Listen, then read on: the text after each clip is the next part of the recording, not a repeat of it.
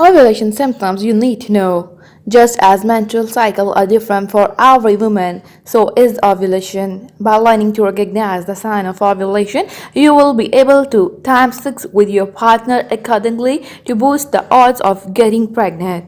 But even if you are not trying to conceive right at this moment, having a better understanding of ovulation signs can give you a clear picture of your menstrual cycle and helps you to spot any abnormal ovulation symptoms down the line. Number one, a cervical mucus changes.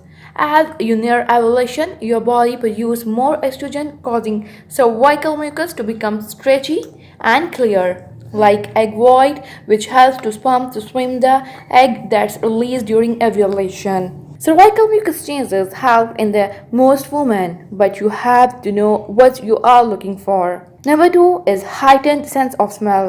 For some women, a more sensitive sense of smell in the later half of the normal menstrual cycle can be a sign of ovulation. In this fertile phase, your body is primed to get more attracted to the male pheromone androstenedione. Number 3. Breast soreness and tenderness. Breast and the nipple sensitivity, tenderness or soreness can be another sign of ovulation, thanks to the rush of hormones entering your body right before and after ovulation. Number 4. Light spotting or discharges.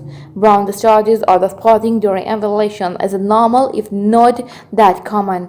This is ovulation symptoms can occur when the follicles that surround and protects the developing oocyte or egg matures, grows, and then ruptures, resulting in the small amount of bleeding. As the blood gets older, it turns brown, which is vaginal discharge may range from red to dark brown. Number 5. Changes in the cervix.